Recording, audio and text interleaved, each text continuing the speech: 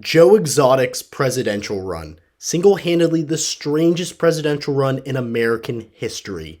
So what am I going to do with this presidential run? I'm going to react to some of his campaign videos. Let's get started. Illegal immigrants being in America working when you can't get the white people off their ass or the black people off their ass to go get a job. Every American business owner, how hard it is to find help right now. I don't know where you people get the idea that there's no jobs out here. There's a help wanted sign in every business in town where I live, and I travel a lot, hear me right. I go to Colorado, I go to East Coast, everywhere else. It don't matter if you want a 7-Eleven, a Quick Trip, a dirty bookstore, or a big restaurant or a hotel. Nobody can find any help. Why is that? Because you people made everybody fucking lazy. And all you can do is bitch about the illegal immigrants that want to come in here. And another thing... Okay, pause. So, according to Joe Exotic, we should have open borders, which is a legitimate political philosophy. However, as you can see by the video, he thinks that there are jobs everywhere, and I think that he has a very narrow-minded perception of what jobs are available, considering the only jobs he really named there were blue-collar jobs. He did not name white-collar jobs at all, but simultaneously, he also doesn't really talk about the social benefits that illegal immigrants could benefit from if they were to come to this country and we were to give them full citizenship. He also doesn't talk about how much of a voting bloc that would give the Democratic Party if illegal immigrants were to come to this country. He just simply thinks that, in his words, he thinks that white people and black people are lazy, and that's why they can't get jobs.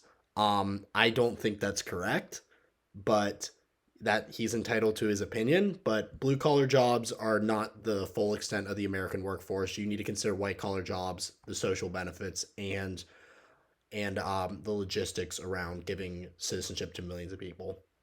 Is they ain't working for as cheap as they did 10 years ago. These motherfuckers are modernized. They want full pay, full benefits, and everything else. So you can't blame it on because they work cheaper. It's because they got more morals, family values. Everything that they get goes to their family. Everything half of America get goes to smoking crack, snorting cocaine. Tell you how to run a real honest presidential campaign, because this is exactly how I'd do it if people of this country wanted me to be president. First of all, I'm as gay as a $3 bill. Second of all, I've had some of the kinkiest sex you've ever seen. Third of all, when I was young, damn right I tried drugs. What the hell do you think is we're going to sit back and lie about all this bullshit? I'm broke as fuck. I know nothing about politics, but I can goddamn guarantee you I listen to the people's voices. Not the rich people, not the corporate America. I listen to the people that are paying the salaries of all you bastards. But you know, the coolest thing about running a campaign is you put it all out there on the table. They either like you or they don't like you.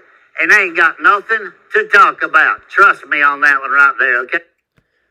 So Joe is currently referring to Ben Carson, how he was attacked on multiple occasions for just very petty things in his past. During the 2016 campaign, they would dig up things from basically 10th grade for him. And Joe is explaining how he runs his presidential campaign, and if he was a campaign advisor, what he would do. So he would be very honest about being gay, having kinky sex, and doing a lot of things that most of the American people would not find very electable. Obviously, this is a terrible idea if you're running a campaign, and I cannot express how terrible of an idea this is. I've been working on campaigns since I was 16 years old, and on one occasion, our whole campaign was basically just torn apart by a sex scandal. Now, imagine if one of our candidates admitted that he has kinky sex all the time, he was as gay as a $3 bill, he does drugs, and he doesn't know shit about politics. He would be dead in the water. This is not how you run a presidential campaign, or frankly, any campaign. So Joe's wrong about this. You probably need to show your best self at all times. And if you find yourself in a problem, well, then you have to basically try to cover it up as best you can. Just saying. Joe, terrible, terrible philosophy. I'm married to the sexiest man you've ever seen. built like a brick shit house. Anything else you want to know, pick up a phone and call me, because I ain't got nothing to hide. Because you know why? I don't need all of the friend support. You either like me or you don't. Now that's how you run a fucking presidential campaign. But you know, to add just a little bit to that, guys, how many hundreds of thousands of millions of dollars are we spending on hearings at the White House and the Senate and all that bullshit because somebody sucked somebody else's dick in the back room of the White House? Or you know what I'm talking about? Whether or not Hillary Clinton used the wrong email address or anything like that. You all people need to get this shit out in the open and be an honest presidential candidate, and then you ain't got nothing to worry about somebody sneaking up behind you. But you know, as long as you take care of the people of this country and you stand up to make sure that nobody comes over here and fucks us up, I really don't think. So I'm not going to touch Hillary Clinton's emails with a 10-foot pole. I do not want to politicize my audience too much. And that would just open a can of worms.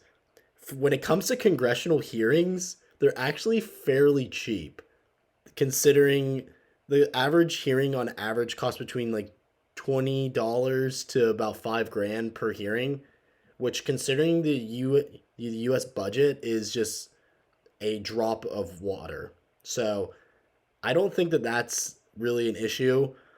Joe's basically talking about political corruption a lot, but I'm going to get more into that later. When in regards to his boyfriend, who's built like a brick shithouse, I applaud him for admitting that. Cool. I'm glad he's happy with his boyfriend. This morning there's a bunch of celebrities picking on all the cops. Gonna have some kind of a boycott in December, saying that cops are murderers. Let me tell you something, people, and I don't care what celebrity's watching this shit either. I used to be a police chief, and I got my thing out there in public figure pretty much, so we're not quite on the same page, but we're getting goddamn close. When you're on a dark road out in the country or on the interstate and you're by yourself and you pull a couple of people over and they start sticking their hands in their pockets, it starts worrying you, man, because it's just one against two or three out there. And you have no idea if you just pulled over somebody that murdered somebody, somebody that raped somebody, somebody that robbed somebody, or anything else. So I'll tell you what, the first thing you need to do, if you don't want all this bullshit going on with cops getting a little bit of trigger happy and a little bit of defensive, now I'm going to admit some of these cops go a little bit overboard. The first cop that throws me on the ground and puts a knee in my back of my head and rubs my head in the concrete, you bet your ass I'm going to fight back. They can make you kneel and put your hands behind your back and treat you like a goddamn human being.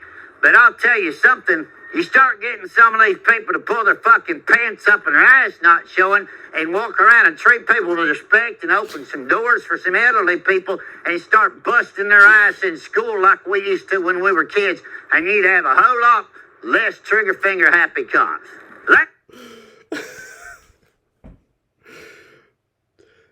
That is just so racist on so many levels, saying that they need to pull their pants up and start holding the doors open for elderly people. But after further research, Joe Exotic actually was a police chief, so that's definitely something. And I really don't know what to make of his comment of when cops get a little trigger happy.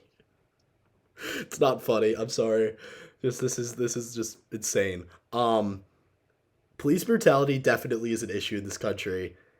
And when we say that cops are scared, their job is to not be scared in these situations. Their job is to ensure that the public is safe. So I've never been in a situation like that, but I would like a cop to not kill someone. But according to Joe Exotic, because their pants are sagging, then a cop has the right to be trigger happy if he puts his hands in his pockets. I disagree, but I guess Joe Exotic is not for the defund the police movement, which I'm not for either. And I'm assuming he would have some interesting things to say about 2020 and the George Floyd and Black Lives Matter protest. He's in jail, though, so this is the closest we're going to get to his comments about BLM. thing I got to bitch about today is the freedom of speech and what's going on here in this country. It's absolutely pathetic. I can't say the N word, but you can get on YouTube and watch any black man's rap video, and they're calling each other the N word. What the hell is this discrimination? I'm white, I can't say the N word, and they can. And then we got the United States Department of Agriculture refusing to issue people's licenses because they live in a city that the city's called Gay, Georgia. The hell is this? They declared the word gay to be offensive. Let me tell you something. I'm as gay as a $3 bill. I'm standing in a cage with 5 full-grown tigers. Okay, so let's acknowledge the Gay Georgia first. Gay Georgia exists, but I don't think the U.S. Department of Agriculture is refusing to give people licenses because they live in Gay Georgia. I think he made that up. I couldn't find anything about that in my research at all. When it comes to him using the N word, I don't think that you should use that word, Joe. I don't think it's discrimination. Obviously, here, Joe is presenting himself as a free speech absolutist, which is fine. That's a legitimate political philosophy. I frankly have it as well. But just because African Americans are allowed to say the N word, that's not discrimination against you. And he seems really angry. And keep in mind, this is a presidential campaign video. I don't think the American people in 2016 are worried about whether they can say the N word or not. I don't think that people are worried about whether Gay Georgia is allowed to put their name on licenses or whatever the hell he's talking about. I'm a hell of a lot butcher than any of you straight politicians that are getting blowjobs in the back office. The good thing about all this is you got to pay for your shit. I can just go to a bookstore and stick it through a hole and get it for free.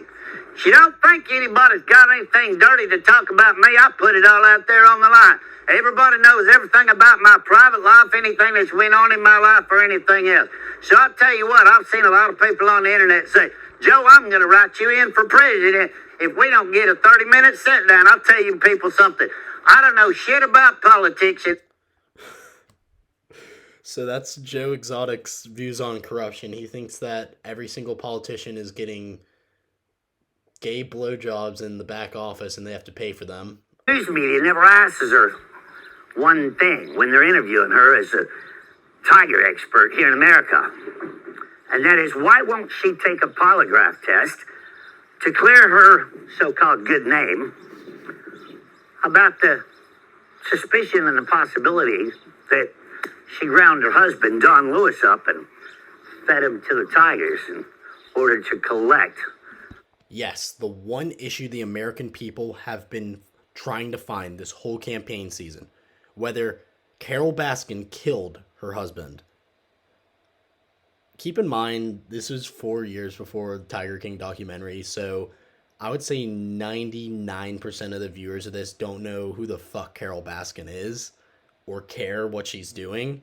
But Joe spends a ridiculous amount of time attacking her in his campaign videos, and it's just so funny. Continue, Joe. A large life estate. I'm going to pop up on the screen one thing that on his power of attorney that she designed when her name was Carol Lewis before she met Mr. Baskin. On the bottom of it, it says that this instrument was designed by Carol Lewis. And in the first paragraph, it says, in case of my disappearance. Now, I've spoken to over 150 lawyers in the days and years that I've been investigating this and fighting this fight. And not one lawyer that I've ever ran into has ever drawn up a will or a power of attorney that says, in case of my disappearance. There's no fucking way he knows 150 lawyers. And Carol Baskin killing her husband and feeding him to the tigers with the meat grinder, that's hilarious. That's a funny story, and it's definitely really funny in the documentary. However, here's some facts that they left out, and Joe will certainly not tell you about Carol's husband's ex-husband. So Don, he flew illegally for years because he lost his pilot's license. So him flying without telling Carol is just not out of the ordinary at all. Also, he had ties to the Costa Rican mob. People who could easily make a disappearance happen, I will say. Please don't hurt me, Costa Rican mob.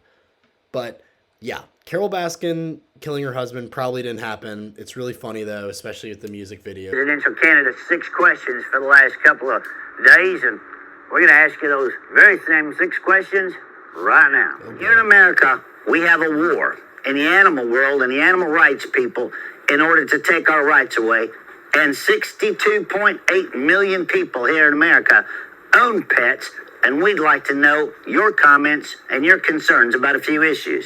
Question number 1. How do you feel about 501c3 organizations here in America that are scamming the public for hundreds of millions of dollars to take care of animals, and none of it goes to the animals? 90% of it goes to lobbyists to pass laws to further their agenda. 2, it seems like terror. So, in regards to 501c3s, Joe, no one's forcing people to donate to these organizations. It's not like there's a government law which states that you have to donate, let's say, 20% of your income to a 501c3. Obviously, some charities are very corrupt and most of the money goes to executives, but still, this is not a philosophy or a issue that the American people really care about. Is the number one topic anytime you turn the news on anymore. Are you aware that our own government, the United States Department of Agriculture, declared PETA a number 1 domestic terrorist in the United States on November the 30th, 2009, and they're still a nonprofit tax organization here in America? How can you be a terrorist and get a tax break from your own country right here in America?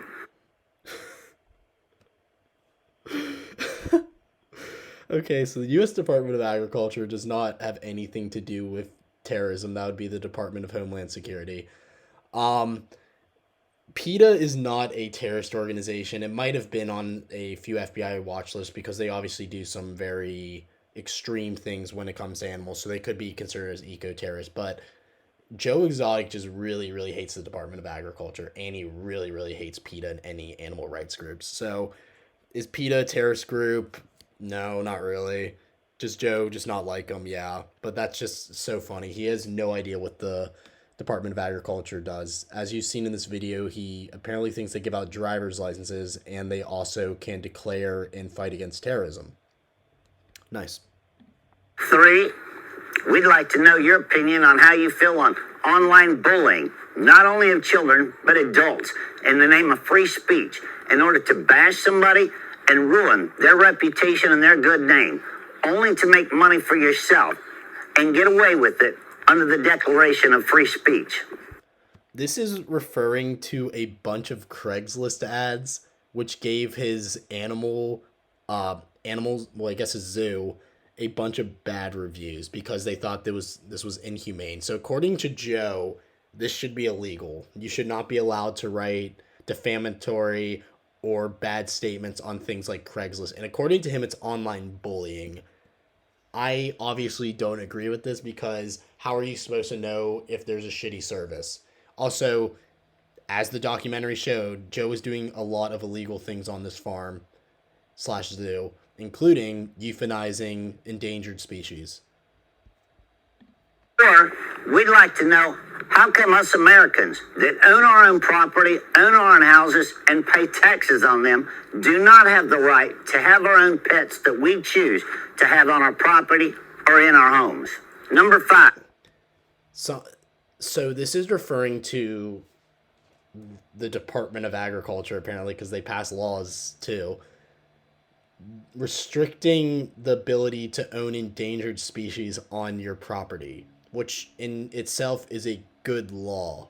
You shouldn't be able to just buy a bunch of endangered species and just stick them in your house. That is not how endangered species or environmentalism works at all. He, according to Joe, and I guess this is why he ran as libertarian for governor, he believes that you should be able to buy any animal in the world and then basically have them in your house because you own that property. I agree with property rights, but I don't agree that I should be able to have a panda in my room if I have enough money. Do you not think that we Americans have the right to assume the risk of our profession, no different than a cop, a firefighter, an oil rig worker, or anyone else that has the assumption of the risk of their professions? It is our right. And please, if you become president, give us back our right. This is referring to a bunch of legal cases he had because his workers were in bad conditions. And according to that, that's government tyranny. So if you remember in the Tiger King documentary, one of his workers lost her hand because of an accident at the zoo. And there's multiple cases where his workers were in unsanitary and poor working conditions. And according to Joe, they have the ability to be in these conditions because that's their freedom. But what he doesn't mention is most of his employees were straight out of prison and frankly had nowhere else to go. So Joe wants basically all workers' rights gone so that he can run a freer company, and because it violates their freedoms to not work in terrible conditions. And number 6, one of the most important, and this kind of touched on your speech at the Oklahoma State Fair about things being made in other countries and taxing them when they come into America. Do you not believe that it should be a right that any product made from the rainforest or an animal's habitat somewhere in the world should be taxed in order to be sold in America, and that tax money go back to helping rebuild the habitat and the rainforest so some of these animals don't become extinct in the futures to come? I'm Joey. See, this is the issue with his campaign. There's just sometimes he has just a nugget of just pure glory and pure brilliance, because this is a actual good policy that I have not heard proposed on any level when it comes to the Democrats, when it comes to the Republicans, even frankly libertarians or the Green Party. This is a good policy, but it's just amongst all this insane crap that it just gets lost in it. So that's a shame that Joe didn't have more policies like this, because if so, he probably could have ran a better campaign. So what do you think of Joe Exotic's run for president? Was he slighted by the American people? Let me know below, and remember to like and subscribe if you want more campaign reaction videos. It's a new thing I'm trying to do, and I just want to see if y'all liked it.